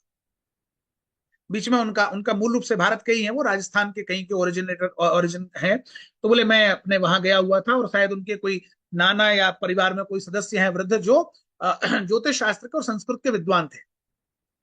तो उन्होंने कहा कि मुझे उनसे ब्रह्मगुप्त के ग्रंथ ब्राह्मस्फुट सिद्धांत के बारे में पता चला, और उन्होंने ब्राह्मस्फुट सिद्धांत ग्रंथ को पढ़ा। ब्राह्मस्फुट सिद्धांत ग्रंथ को पढ़ने के दौरान ही उन्हें वो सारी की सारी चीजें उस ग्रंथ में प्राप्त हुई कि अरे ये सारे विषय तो मैं जो है अभी आधुनिक धारा में इस पर चिंतन चल रहा है, रिसर्च चल रहा है, काम हो रहा है इस पर, तो इसके बारे में तो उन्होंने पर्याप्त इस पर लिखा हुआ है। तो वहां से बोले मुझे उस सब चीजों को सॉल्व करने में बड़ा सहयोग प्राप्त हुआ, और वो एक बड़ा आधार बना ब्राह्मस्फुट सिद्धांत ग्रंथ, जिसका अध्ययन करने के बाद मैं इस थ्योरी को समाधान कर सका। इसको उन्होंने स्वीकार किया। और उनकी स्वीकार्यता से हमारे इस ग्रंथ परंपरा का, भारतीय ज्ञान परंपरा का एक बहुत बड़ा उपकार हुआ कि उस भारतीय ज्ञान परंपरा की वैज्ञानिकता सिद्ध हुई। और उस वैज्ञानिकता के आधार पर जब भारतीय ज्ञान परंपरा को लेकर के नई शिक्षा नीति का गठन हुआ और नई शिक्षा नीति बनाई जा रही थी, तो उस नई शिक्षा नीति बनाने के जो हमारे विद्वान लोग हैं, जो रणनीतिकार हैं, उन विद्वत जनों में एक नाम डॉक्टर मंजुल भार्गव का भी है। यदि आप लोग नई शिक्षा नीति का ड्राफ्ट उठा करके देखेंगे तो उस ड्राफ्ट में आपको वो एक महत्वपूर्ण नाम डॉक्टर मंजुल भार्गव का भी दिखाई देगा। तो ये जो नवीन शिक्षा नीति है, जिसमें भारतीय ज्ञान परंपरा को पुट दे करके उसे विकसित करने की बात आई है, तो वस्तुतः भारतीय ज्ञान परंपरा पर्टिकुलर नॉट एनी सब्जेक्ट, ये कोई पर्टिकुलर एक विषय नहीं है कि भाई भारतीय ज्ञान परंपरा पढ़ना है तो वो कहाँ मिलेगी किताब या वो ग्रंथ कौन सा है। भारतीय ज्ञान परंपरा मीन्स इंडियन नॉलेज सिस्टम। तो सिस्टम का अर्थ है पूरी की पूरी एक प्रणाली है। उस प्रणाली का मूल जो है वो वेद में है। वेद के उपरांत उस वेद से उत्पन्न हुए उपनिषद, उपनिषद के बाद में उससे उत्पन्न हुए पुराण, पुराणों से उत्पन्न हुए अनेकानेक शास्त्र, जिसमें अगर आपको लिंग्विस्टिक्स और भाषा विज्ञान आदि के बारे में जानना है तो पाणिनि को आपको पढ़ना होगा, पतंजलि को पढ़ना होगा, कात्यायन को पढ़ना होगा। तो वो जो है व्याकरण शास्त्र की परंपरा है जो आपको फोनेटिक्स में सहयोग करेगी, एआई में सहयोग करेगी। फिर इसके उपरांत व्याकरण, छंद, ज्योतिष और शिक्षा आदि समस्त प्रकार के जो अनेक शास्त्र हैं, आपको उस शास्त्र के साथ में संगति बैठानी होगी। हम आज का आधुनिक अर्थशास्त्र तो पढ़ते हैं, इकोनॉमिक्स तो पढ़ते हैं, किंतु उस इकोनॉमिक्स के लिए हमने कभी भी उनको कौटिल्य को नहीं पढ़ा, कौटिल्य अर्थशास्त्र को नहीं देखा। तो इस परंपरा के माध्यम से, इस भारतीय ज्ञान परंपरा के ड्राफ्ट के माध्यम से, नवीन शिक्षा नीति के ड्राफ्ट के माध्यम से विद्यार्थियों को इस ओर लेकर के जाना। जैसा मैंने कहा कि आपको पीछे मुड़ करके देखना का अर्थ एक आपको कचरे का ढेर दिखाना नहीं है। पीछे मुड़ करके देखने का अर्थ है कि यू आर अ लॉयन, आप एक सिंह हैं, और सिंह जब आगे बढ़ता है तो आगे बढ़ने के साथ साथ वो एक बार पलट कर पीछे की ओर जरूर देखता है कि मैंने कितना साम्राज्य पार कर लिया, मैंने कितना कुछ जीत लिया और मुझे अब आगे और क्या जीतना है। तो वो सिंहावलोकन, यूं पलट करके पीछे की ओर जब शेर देखता है तो उसके पीछे आने वाली चीजों का वो एक बार सिंहावलोकन करता है कि वो सब सुरक्षित है या नहीं और उस पर कोई खतरा तो नहीं है, और फिर वो आगे बढ़ता है, नए लक्ष्य को लेकर के आगे की ओर चलता है। तो आप सभी विद्यार्थियों के लिए भी यह आवश्यक है कि एक बार सिंहावलोकन करना, फिर आगे बढ़ना। भास्कराचार्य के ऊपर थोड़ी सी चर्चा करना चाहूंगा कि भास्कराचार्य का एक वैदुष्य सबसे ज्यादा विस्तृत रहा। वे मूल रूप से महाराष्ट्र में ही उत्पन्न हुए थे। महाराष्ट्र की जो भूमि है, जिसे विज्जड़बीड नाम उन्होंने अपने गांव का दिया, उसे हम बीड़ कह सकते हैं कि वो बीड़ में मूल रूप से उनका जन्म हुआ था। और वहां उत्पन्न होकर के उन्होंने गणित के ऐसे ऐसे गूढ़ विषयों का समाधान किया जिसकी हम कल्पना भी नहीं कर सकते। भास्कराचार्य वो पहले ऐसे विद्वान हुए जिन्होंने उदयांतर नाम का संस्कार, संस्कार मतलब होता है एक एड ऑन, कि जो गणित की परंपरा चल रही है, पंचांग की परंपरा चल रही है, उसी परंपरा को कंटिन्यू करते हुए आ रहे थे, लेकिन उन्होंने ऑब्जर्वेशन किया, अनुसंधान किया, ग्रहों को आंख से देखा, अपने स्वयं के यंत्र बनाए, उन यंत्रों के माध्यम से उन्होंने अनुसंधान किया और उन्होंने ये फील किया कि जो प्रतिदिन एक सूर्योदय, एक उदय से लेकर के दूसरा उदय होता है, वस्तुतः उन दोनों उदयों के बीच में भी थोड़ा सा कुछ डिफरेंस है। उस डिफरेंस को उन्होंने अनुभव किया और उस डिफरेंस का उन्होंने कैलकुलेशन निकाला, और कैलकुलेशन निकाल के उन्होंने उसको जो रिजल्ट दिया उसका नाम दिया उदयांतर। उदय मतलब एक सूर्योदय से लेकर दो सूर्योदय के बीच का उदय, और उस उदय के बीच का अंतर, डिफरेंस, उस डिफरेंस को उन्होंने कैलकुलेट करके निकाला। और जितने भी आगे के पंचांग आदि बने या हमारे आगे की जो काल गणना हमने की या आगे के जितने भी हमने ग्रहों का साधन किया, उस सब में उस उदयांतर का इफेक्ट उन्होंने दर्शाया कि इसका इफेक्ट इतना होगा और इसका इफेक्ट होने से हमारी गणनाएं कितनी प्रभावित हो रही हैं, उनको उन्होंने ठीक किया, एड ऑन करके उन्होंने उसको ठीक किया। तो ये सारी की सारी चीजें जो है वो भास्कराचार्य को इसका क्रेडिट जाता है। इसके साथ ही भास्कराचार्य एक चीज के लिए और जाने जाते हैं, उनका एक विशाल ग्रंथ उन्होंने लिखा था जिसका नाम है सिद्धांत शिरोमणि। सिद्धांत शिरोमणि क्या था? तो सिद्धांत शिरोमणि को हम ऐसे समझ सकते हैं कि उनकी पुत्री, भास्कराचार्य की बिटिया, उसका नाम था लीलावती। लीलावती को उन्हें गणित की शिक्षा देना थी। तो लीलावती को गणित की शिक्षा देने के लिए एक पिता कितना आगे तक जा सकता है, कितना आगे तक सोच सकता है, देखने लायक है। उन्होंने एक ग्रंथ की रचना की। उस ग्रंथ का नाम लिखा उन्होंने लीलावती, अपनी बेटी का नाम लिख दिया, और उस ग्रंथ के माध्यम से उन्होंने अपनी बेटी को गणित सिखाने का पैटर्न पूरा बनाया। उन्होंने स्टार्ट किया संख्याओं के मान से ही। हम कल्पना कर सकते हैं आपकी जो है संख्याओं का मान कितना तक होगा, हम कल्पना कितना काउंट कर सकते हैं, लाख, 2 लाख, 10 लाख, करोड़, 10 करोड़, अरब, 10 अरब, और हम बिलियन, मिलियन, ट्रिलियन, इससे आगे जा सकते हैं क्या? लेकिन भास्कराचार्य ने पूरी एक परंपरा बना करके रखी, तो उन्होंने जो है एकम, शत, सहस्त्र से लेकर के और परार्ध तक संख्याओं के एक क्रम को निर्धारित कि भाई परार्ध, और बोले इसके आगे भी जा सकते हैं, लेकिन इसके आगे जाने की आवश्यकता नहीं है, परार्ध तक कह देने से हमारा पता लग जाता है कि हम परार्ध में हैं, और परार्ध पर आकर के वो रुके, उसके आगे के संख्या मान को भी लिख करके वो नाम दे सकते थे, लेकिन वहां आकर के उन्होंने परार्ध पर आकर के संख्या के मान को रोक दिया। उनका ये कहना था कि ये परार्ध जो है वस्तुतः ये जो हमारे सृष्टि के ओरिजिनेटर हैं, बनाने वाले हैं, हमारे क्रिएटर हैं, जिसे हम ब्रह्मा कहते हैं पुराणों की भाषा में, या जो हमारे पूर्वजों की कहानियां हैं उन कहानियों में जिसे हमने ब्रह्मा कहा है कि वो ब्रह्मा ही सृष्टि को बनाने वाला है, बिगाड़ने वाला है, ये सारी चीजें जो हम कहते हैं। तो वो क्रिएटर की एज जो है उस टाइम तक 50 ईयर्स कंप्लीट हुई थी, क्रिएटर की कैलकुलेशन से 50 ईयर्स, और उसकी 50 ईयर्स की एज इज इक्वल टू 1 परार्ध। तो परार्ध मतलब पर और उसका आधा, तो पूर्ण एज क्या होगी उसकी क्रिएटर की, तो पर means 100 years of the creator, उसकी एज, उसके कैलकुलेशन से। अब उसका कैलकुलेशन क्या है, तो उसका कैलकुलेशन कहता है कि जो हमारा एक दिन है, एक दिन रात, ये हमारे लिए एक दिन रात है, ये एक माह होता है 30 दिन में, ये 12 महीने में हमारे लिए एक वर्ष होता है। लेकिन जब ये एक वर्ष की गणना बढ़ करके 360 ईयर्स, 360 सोलर ईयर बन जाते हैं, तो 360 सोलर ईयर के बराबर एक दिव्य दिन होता है, एक दिव्य वर्ष होता है, एक दिव्य वर्ष। तो दिव्य वर्ष मतलब क्या, तो जो हमारे पोल्स हैं, नॉर्थ पोल और साउथ पोल, इस भूमि के 2 एंगल हैं, तो नॉर्थ पोल और साउथ पोल के एंगल से अगर हम कैलकुलेशन करेंगे काल की, तो हमारे लिए भूमि पर जहां मैं बैठा हूं उज्जैन में, ये एकदम मिडिल है भूमि का। हमारे ऋषियों ने, यानी कि आर्यभट्ट ने, भास्कराचार्य ने, वराहमिहिर ने, इन सभी ने एक सूत्र, एक रेखा बनाई हुई थी, उस रेखा को कहा जाता था भूमध्य रेखा, middle line of the earth. वो रेखा कहां से कहां बनती थी, तो कहते हैं यल्लंको जैनी पुरो परिकुरु क्षेत्रादि देशान स्पृशत सूत्रम मेरुगतम बुधैर निगदिता सा मध्य रेखा भुवा, कि वो मिडिल लाइन इन्होंने कहां से बना रखी थी, तो वो मिडिल लाइन स्टार्ट होती थी लंका से।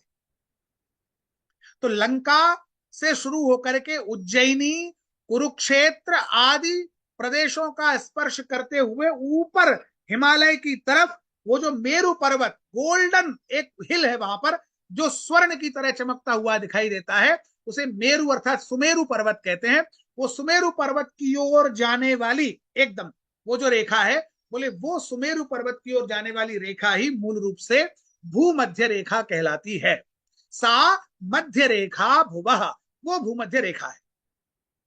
ये कब, जब हम उज्जैन सेंट्रिक गणना करते थे, कि उज्जैन को काल का केंद्र मान करके, उज्जैन को काल गणना का केंद्र मान के हम जब गणना करते हैं, तो उज्जैन सेंट्रिक होकर के उज्जैन के ऊपर से वो भूमध्य रेखा जाती हुई सी दिखाई देती है।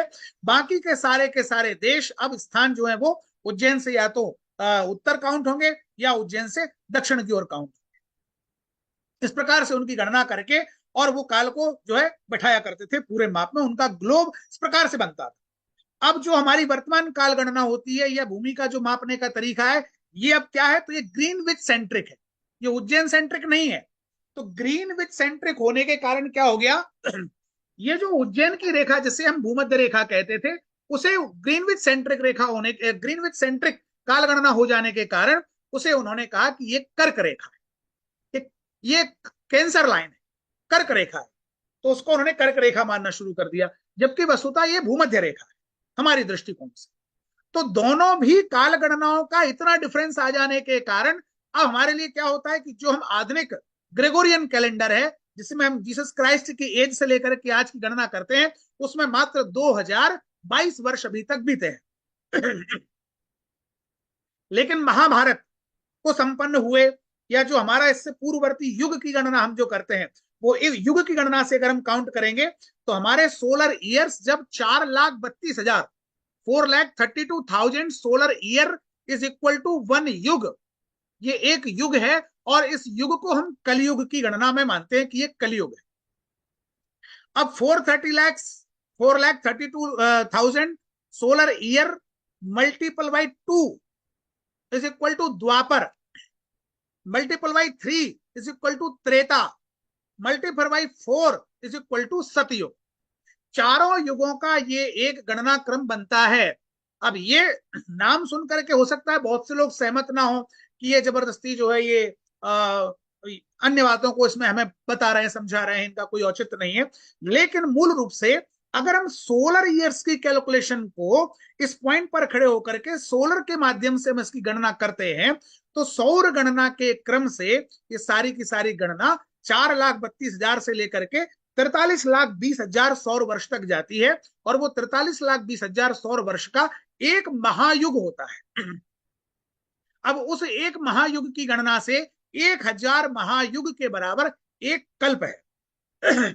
और वो एक कल्प ही ब्रह्मा का एक दिन होता है। उसकी काउंटिंग होती है 43 अरब 20 करोड़ सोलर ईयर बराबर ब्रह्मा का एक दिन, ओरिजिनेटर का एक दिन। उस क्रम से वो कहते हैं भास्कराचार्य कि अभी तक परार्ध उसकी आयु बीती है। तो परार्ध का अभिप्राय है लगभग 19 खरब के आसपास, 1 खरब 19 अरब के आसपास में जो है वो उसकी आयु बीती हुई है। तो ये आधुनिक मान के लगभग समीप में बैठती है, ऐसा उन्होंने माना हुआ है। तो परार्ध तक की उन्होंने गणना करके आगे का छोड़ दिया और फिर आगे की जो हमारी अभी तक की गणनाएं चल रही हैं उस क्रम से हम उसको जोड़ते हुए चलते हैं। कभी आप लोगों को यदि अवसर मिले, कभी का अवसर लेना ही चाहिए, विज्ञान के विद्यार्थी को ज्योतिष शास्त्र में यानी कि गणित विद्या में रुचि रखनी ही चाहिए, क्योंकि ये सारा का सारा जो कुछ भी है सब कुछ कैलकुलेटेड, इसमें कुछ भी काल्पनिक नहीं है। यदि जो अंतरिक्ष में ग्रह नक्षत्र आदि का योग नहीं है तो वहां किसी भी ग्रंथ में वो बात लिखी हुई नहीं होगी। आपके चाहे दिन रात्रि का क्रम हो कि रविवार के बाद सोमवार ही क्यों आता है, सोम के बाद मंगल ही क्यों आता है, किसी भी परंपरा में इसका कोई भी सटीक उत्तर नहीं है सिवाय ज्योतिष शास्त्र। ये सारे के सारे विद्वानों ने उस परंपरा को जो है होरेश कहा है कि हमारे प्रत्येक दिन की होरा चेंज होती रहती है और जब अगले दिन की होरा आती है उस होरा में पहली होरा जिस ग्रह की आएगी अगला दिन उसी ग्रह के होरा से आरंभ होता है। तो वो होरा क्या चीज है, भास्कराचार्य शब्द को लेकर के आए थे, वराहमेर शब्द को लेकर के आए थे। वराहमेर लिखते हैं होरेत्यहोरात्र विकल्प में के वांछन्ति पूर्वा परवर्ण लोपात, कि भैया वस्तुतः ये तो अहोरात्र शब्द है। अहोरात्र क्या, तो अहश्च रात्रश्च कि दिन और रात्रि ये दोनों को मिलाकर के अहोरात्र बनता है। पूर्वा परवर्ण लोपहा कि पूर्व का वर्ण यानी कि अ उसका लोप कर दिया और अंतिम वर्ण त्र उसका लोप कर दिया तो बचा होरा।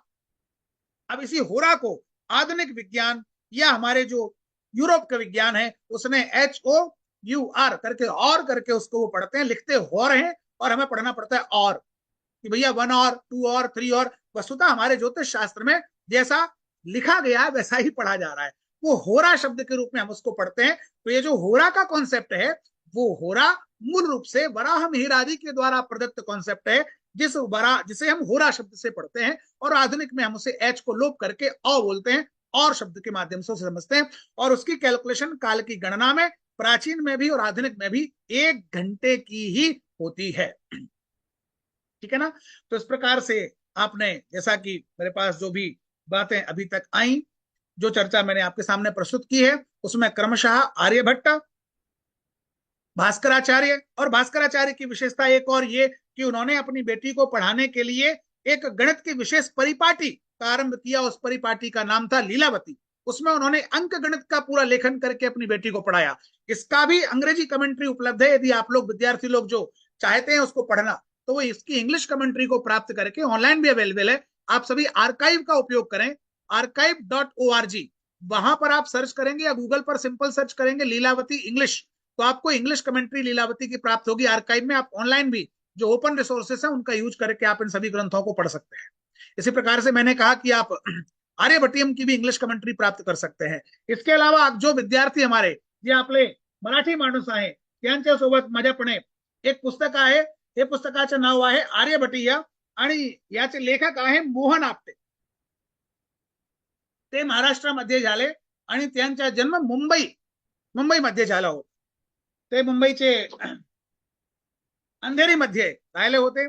मैं गया, उनसे मिला, एक बार उनसे भेंट की, और ये किताब मुझे रास्ते में चलते हुए किसी एक रेस्टोरेंट से प्राप्त हुई थी. मुझे आज भी स्मरण है, मैं नागपुर से बस से पुणे जा रहा था तो मुझे एक रेस्टोरेंट में रखी हुई ये बुक दिखाई दी. मैंने उसी समय वहां से खरीदी इस किताब.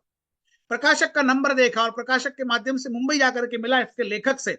मोहन आपटे जी बहुत ही श्रद्धावान, इतने सुंदर व्यक्तित्व, गणित के प्रोफेसर थे मुंबई में, और गणित के प्रोफेसर रहते हुए उन्होंने आर्यभट्ट के ऊपर महान काम किया.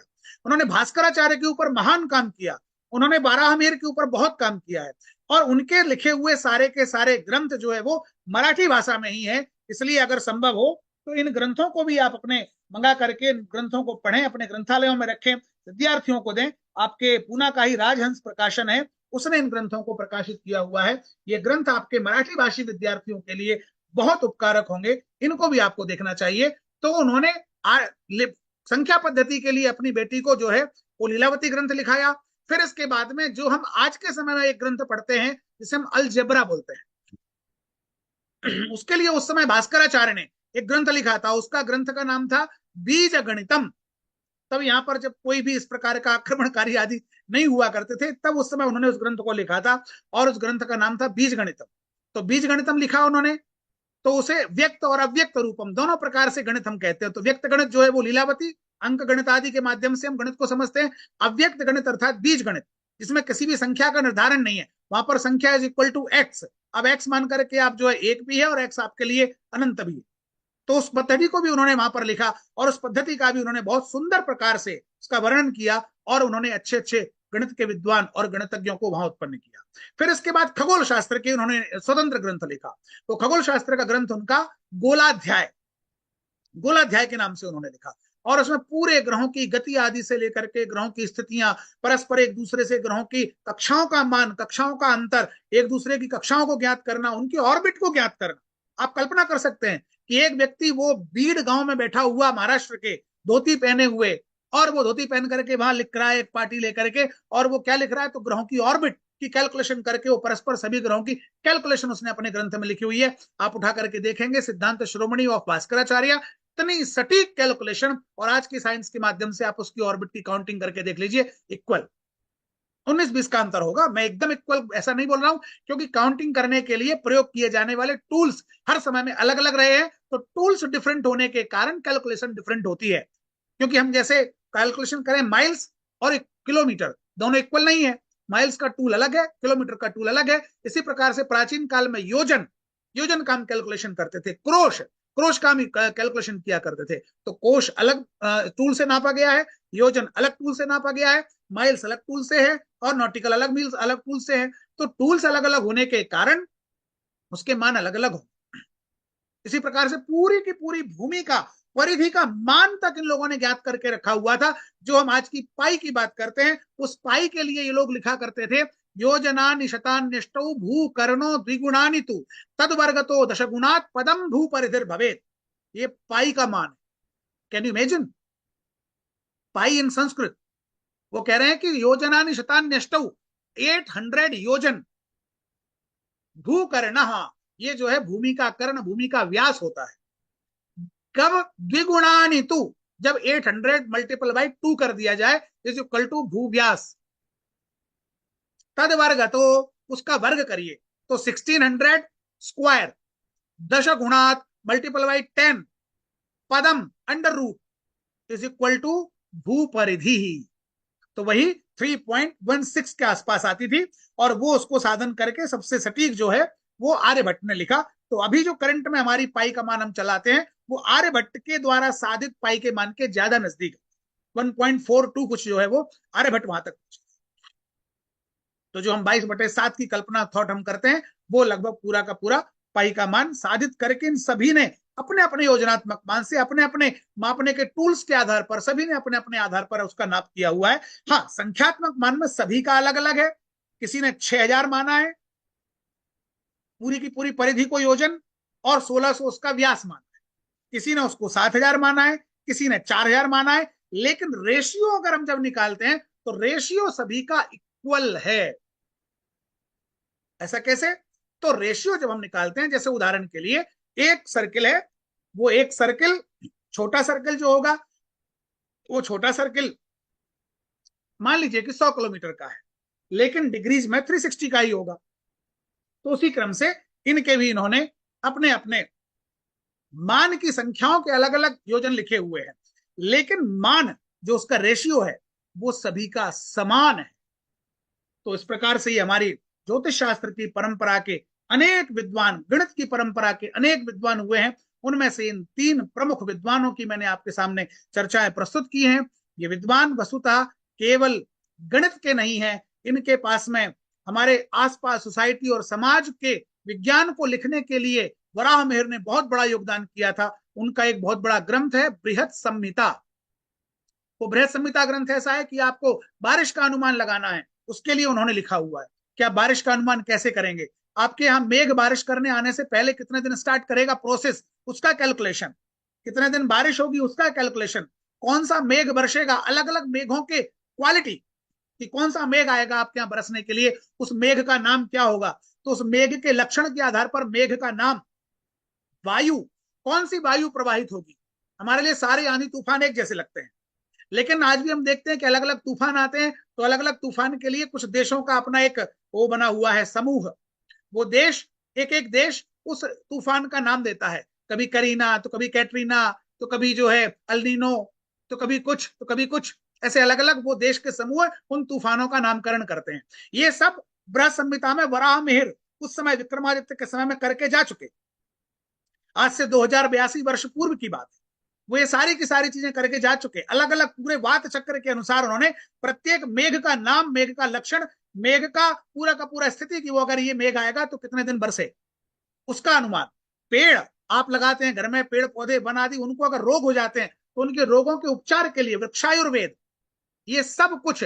आप फसल बोते हैं तो फसल बोने के पहले खेत का उपचार, फसल बोने के बाद में खेत का उपचार, फसल के उपचार क्या क्या होंगे, और फसल बोने के लिए मुहूर्त तिथि आदि का चिंतन से लेकर के फसल बेच करके आने तक का पूरा ये चिंतन करके सारा का सारा उन्होंने अपने ग्रंथ बृहत संहिता में सब कुछ उल्लेख किया हुआ है। हम लोग जो हमारे विश्वविद्यालय संस्कृत के परंपरागत, वो उनके इन परंपरागत ग्रंथों को पढ़ाते हैं विद्यार्थियों को। और पंचांग जो हमारा होता है वो सबसे बड़ा आउटपुट है।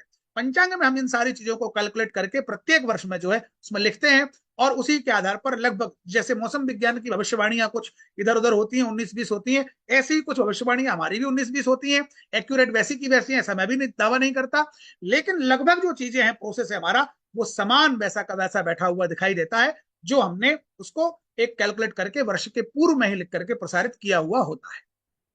क्योंकि ये सारा का सारा ईश्वर की भाषा में लिखा गया है। गणित जो है वो ईश्वर की भाषा है, उस गणितीय भाषा में लिखा गया है। इस कारण से इसकी सारी की सारी भाषा निर्धारित होने से हम उस ईश्वर के विज्ञान को भी समझते हैं। प्राकृतिक उत्पातों के बारे में उन्होंने लिखा कि भूकंप के लक्षण क्या होंगे, यदि भूकंप आने वाला होगा तो प्रकृति किस प्रकार से रिएक्ट करने लगती है, यदि समुद्री तूफान आने वाला होगा तो प्रकृति कैसे रिएक्ट करती है, या कुछ अलग अलग विचित्र घटनाएं दिखाई देने लगे, एक सूर्य की जगह 2 सूर्य दिखाई देने लग जाए, एक साथ बहुत सी मछलियां दिखने लगे, बहुत से मेढक आ जाए, बहुत से जीव जंतु उथल पुथल मचाने लगे, तो इन सबके उन्होंने मॉनिटर किया हुआ था वराह मिहिर ने। यदि आप वराह मिहिर को पढ़ेंगे तो आश्चर्यचकित होंगे, रोमांचित होंगे कि कैसे इतना लंबा कैलकुलेशन किया होगा, कैसे इतना लंबा ऑब्जर्वेशन किया होगा, कहां कहां ये व्यक्ति जाकर के बैठे होंगे ऑब्जर्वेशन करने के लिए, और कैसे इसको ये कर पाए होंगे पूरे के पूरे काम। हमारे यहाँ कहते हैं कि लगभग 600 वर्ष तक वराह मिहिर के द्वारा स्थापित ज्योतिष शास्त्र की उनकी पाठशाला यहाँ पर रही है।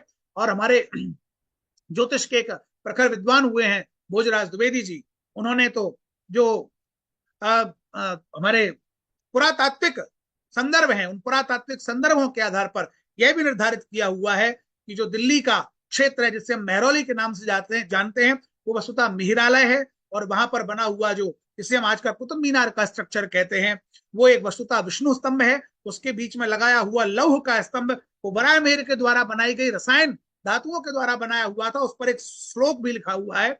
तो वो वराह मिहिर की वेदशाला कभी हुआ करती थी, और उस वेदशाला के माध्यम से उस समय ज्योतिषीय गणनाएं की जाती थी, और ये वेदशालाएं अनेक स्थानों पर वराह मिहिर ने बनाई थी, जिनको बाद में जयपुर के राजा सवाई जय सिंह ने उनके बारे में और विस्तार से पृथक कार्य करते हुए अलग अलग स्थानों पर उन वेदशालाओं का निर्माण कराया जिनमें इन लोगों के द्वारा प्रतिपादित सिद्धांतों का अध्ययन किया जाता है। इतना कह करके मैं अपनी वाणी को विराम दूंगा।